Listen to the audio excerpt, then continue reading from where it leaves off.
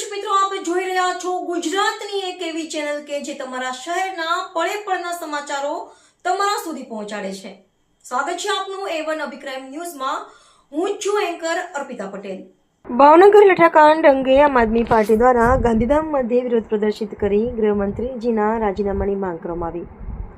લઠ્ઠાકાંડમાં અત્યાર સુધી આશરે 10 જેટલા લોકોના મોત થયા છે અને અનેક લોકો હજુ સારવાર હેઠળ છે. તેમજ સરકાર અને પોલીસની મહેરબાનીથી ગુજરાતમાં ઠેર ઠેર ખુલ્લામ દારૂ મળી રહ્યો છે. ગુજરાતમાં દારૂબંધીને સરકારે એક વ્યંગ બનાવી દીધું છે. તાજેતરમાં ભાવનગરના નકલી દારૂના લઠ્ઠાકાંડ બાદ આશરે 10 લોકોના મોત થયા છે તથા અનેક લોકોની સ્થિતિ અત્યંત ગંભીર બની છે.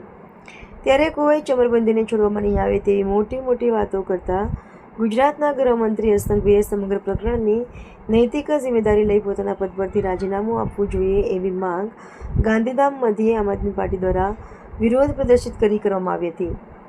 આ વિરોધ પ્રદર્શનમાં આમ આદમી પાર્ટીના ગુજરાત પ્રદેશ પ્રમુખ ડૉક્ટર કાયનાત અંસારી આથા દ્વારા જણાવાયું હતું કે લઠ્ઠાકાંડમાં અત્યાર સુધી આશરે 10 જેટલા લોકોના મોત થયા છે અને અનેક લોકો હજુ સારવાર હેઠળ છે. તેમજ સરકાર અને પોલીસની મહેરબાનીથી ગુજરાતમાં ઠેર ઠેર ખુલ્લેઆમ દારૂ મળી રહ્યો છે. ત્યારે તેની નૈતિક જવાબદારી લઈ ગૃહમંત્રી હર્ષસંઘવી રાજીનામું આપે. ગાંધીધામ મધ્યે આમ આદમી પાર્ટીના કાર્યકરોએ ઉપસ્થિત રહી ભાજપ સરકાર વિરુદ્ધ સૂત્રોચ્ચાર કરી 30 વર્ષથી ગુજરાતમાં ભાજપ સરકાર છે ત્યારે સરકાર અને પોલીસની મિલીભગતથી ગુજરાત અને ખાસ કરીને કચ્છમાં તેમજ ગાંધીધામમાં ખુલ્લેઆમ દારૂના અડ્ડા ચાલી રહ્યા છે. ત્યારે સરકાર દારૂબંધી લાગુ કરવામાં સરેઆમ નિષ્ફળ ગઈ છે. આ વિરોધ પ્રદર્શન દરમિયાન ડૉક્ટર કાયનાત અંસારી આથા, નિલેશ મહેતા, દિગ્વિજયસિંહ જાડેજા, રાજેશ સથવારા, અમૃત રાઠોડ, યોગેશ કુમઠેકર, હરેશ મારુ, નિર્મલા હિંડાણિયા, નિશા ચૌહાણ તથા ગાંધીધામ આદમી પાર્ટીના कार्यकरों उपस्थित रहा था. रिपोर्टर भरत ठाकुर. नमस्कार, मेरा नाम डॉक्टर कायनात अंसारी आता है, उपाध्यक्ष आम आदमी पार्टी गुजरात प्रदेश.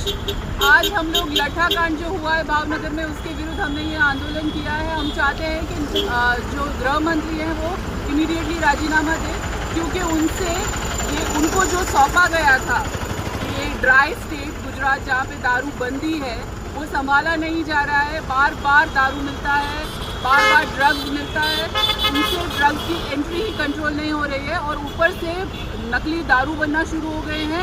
नकली दारू की फैक्ट्रीज गुजरात में ही है. ये सब जब बाहर आता है तो उनको अपनी नैतिक जवाबदारी समझ के राजीनामा खुद ही दे देना चाहिए. हमारे मांग करने की ज़रूरत नहीं होनी चाहिए. तो रॉयल स्टैग मंत्री राजीनामा दें. Thank you.